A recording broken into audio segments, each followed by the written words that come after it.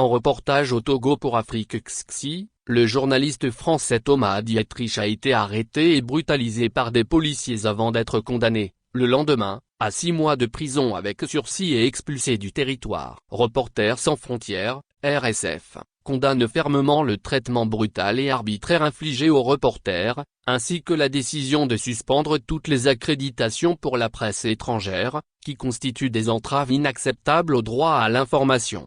Thomas Dietrich aura passé 3 jours sur le sol togolais avant d'être condamné à 6 mois de prison avec sursis et expulsé. Le journaliste indépendant, en reportage pour le média français Afrique XXI, était venu couvrir l'actualité politique et les manifestations liées à la nouvelle constitution togolaise, qui fait passer le pays d'un régime présidentiel à un régime parlementaire. Sa demande de e-visa avait été validée, et son passeport avait été tamponné à la frontière béninoise lors de son arrivée, le 13 avril. 2 jours plus tard, le journaliste est allé chercher son accréditation, demandée en amont en toute transparence, auprès de la Haute Autorité de l'Audiovisuel et de la Communication, l'organe de régulation des médias. Elle lui a été refusée au motif qu'il aurait dû l'obtenir en même temps que sa demande de visa. À la sortie de ce bâtiment, des hommes encagoulés l'ont empoigné et jeté dans un fourgon, yeux bandés, avant de le remettre aux autorités policières, qui l'ont brutalisé et longuement interrogé,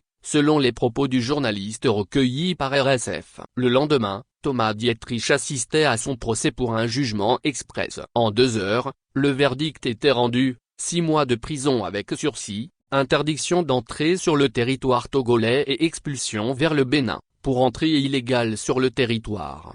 Rien ne peut justifier le traitement qu'a subi ce journaliste, de même que rien ne justifie de si graves décisions de la part des autorités togolaises. Thomas Dietrich s'est rendu au Togo en toute transparence. Le motif de sa condamnation ressemble dangereusement à un prétexte pour entraver son travail. Et alors que le pays vient de se doter, dans un climat tendu, d'une nouvelle constitution, que des élections législatives et régionales sont prévues le 29 avril prochain, la décision de suspendre provisoirement la délivrance d'accréditation aux médias étrangers est une violation flagrante de la liberté d'informer et prive les populations d'une information plurielle. RSF appelle les autorités à y mettre un terme immédiatement. Sadibou Marron, directeur du bureau Afrique subsaharienne de RSF. Traitement dégradant. Lors de son interrogatoire le 15 avril par les autorités policières à la brigade de recherche et d'investigation, BRI, Thomas Dietrich a été frappé à de multiples reprises,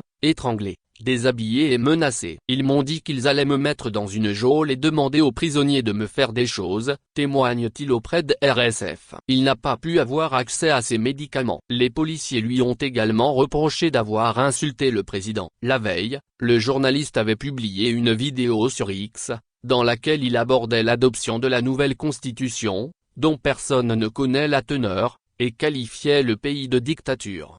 Les journalistes étrangers interdits d'accréditation. RSF a contacté le vice-président de la A, Octave Olympio, qui a transmis une fiche sur Thomas Dietrich, l'accusant de manœuvres délibérées tendant à masquer sa réelle profession, et d'avoir emprunté des voies illégales et sans aucune formalité pour entrer sur le territoire, après avoir été refoulé. Le reporter a pourtant transmis une copie de son passeport tamponné à RSF, et a souligné avoir envoyé des documents attestant de son activité et précisé sa profession à de multiples reprises lors de sa demande de visa et de son passage au poste frontière.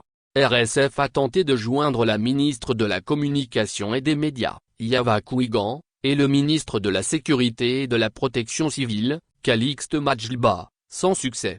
Le 15 avril, l'AA a publié un communiqué annonçant la suspension provisoire de la délivrance des accréditations, considérant les problèmes liés à l'envoyé spécial Thomas Dietrich, dans le cadre de la délivrance des accréditations et les manquements graves constatés dans la couverture de l'actualité politique sur le Togo par FI et France 24 ces derniers temps, sans précision des contenus imputés.